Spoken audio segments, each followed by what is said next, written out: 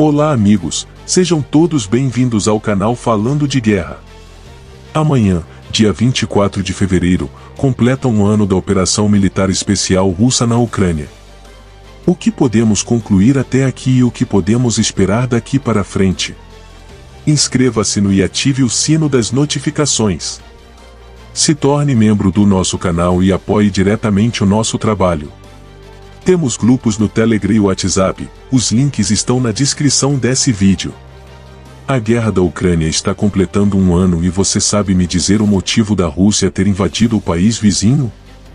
Para responder a essa pergunta temos que voltar a mais de 30 anos com o fim da União Soviética.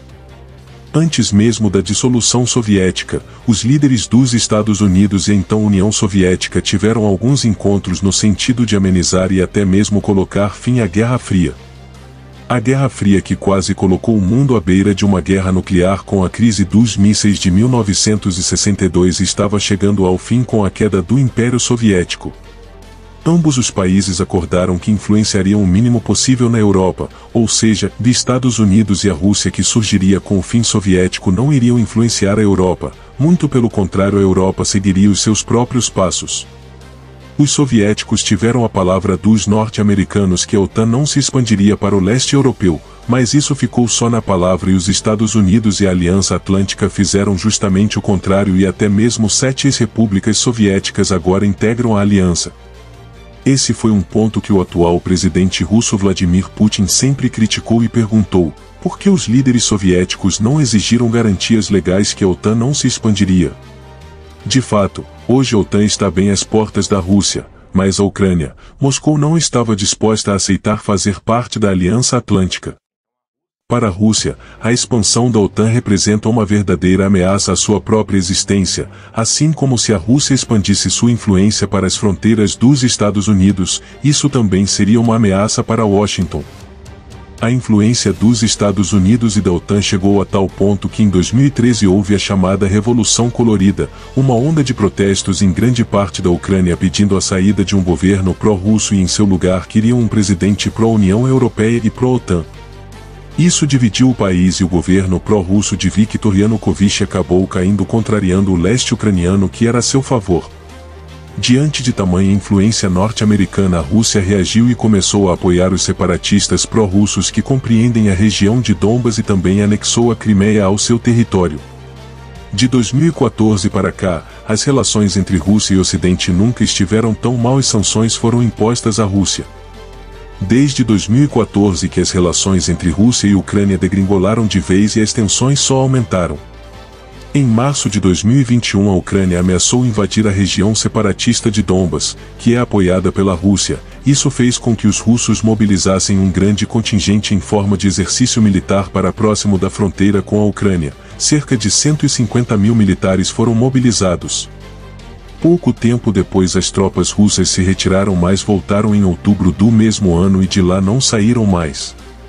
Os russos alegavam que estavam apenas realizando exercícios militares enquanto o Ocidente acusava a Rússia de uma invasão iminente. O estopim para os russos foi a ampla divulgação por parte da mídia ocidental que a Ucrânia poderia sim integrar a OTAN. Além de integrar a OTAN e dessa maneira ceder seu território para que a OTAN pudesse instalar as armas que bem entender, os ucranianos estavam voltados também a integrar a União Europeia, virando as costas em acordos bilaterais com os russos. A gota d'água foi quando o presidente ucraniano, Volodymyr Zelensky disse que a Ucrânia poderia abrir mão de acordos nucleares e fabricar a sua própria bomba. Isso no Kremlin soou como um alerta de que a hora de agir era naquele momento ou seria tarde demais. Então chegamos ao dia 24 de fevereiro de 2022, dia em que o mundo parou e presenciou o ataque maciço de mísseis russos. O mundo acreditou que as forças russas tomariam Kiev em poucos dias e que o presidente ucraniano renunciaria e em seu lugar assumiria um presidente pró-russo. Mas isso não se confirmou.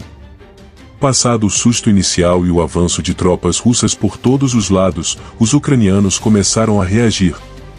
Os russos estiveram bem perto da capital Kiev mas não invadiram e muito menos não tomaram a cidade. Desde o início da guerra as baixas foram pesadas para ambos os lados. De maneira surpreendente, os ucranianos começaram a reagir bravamente utilizando uma tática de bater e correr, uma tentativa desesperada de conter o avanço russo com os sistemas antitanque Javelin. A demonstração de força dos russos falhou miseravelmente e tanto o governo ucraniano continuava de pé assim como as tropas ucranianas. O que era para ser uma guerra rápida, se arrasta até os dias de hoje. Ao pisar os pés na Ucrânia, a Rússia recebeu uma onda de sanções econômicas nunca vistas antes, tornando-se o país mais sancionado de todos os tempos. O apoio do Ocidente em grande escala, talvez fosse algo que os russos também não contavam. Bilhões em armas são fornecidos à Ucrânia até os dias de hoje. Se por um lado os russos não contavam com a tamanha resistência e apoio que a Ucrânia recebeu, o Ocidente não contava que a Rússia pudesse resistir a tanto tempo de guerra, após receber mais de 10.000 sanções econômicas. O Ocidente acreditou que destruiria a economia russa em questão de dias, algo que, como vimos, não se concretizou. Mas como está a guerra hoje, um ano depois? Hoje temos uma Ucrânia completamente destruída, um país em frangalhos. Milhões de pessoas deslocadas aos quatro cantos do mundo, o número de mortes de ucranianos algumas fontes dizem que gira em torno de 400.000 soldados mortos. O país continua a receber armas ocidentais e o apoio à guerra parece não ter fim.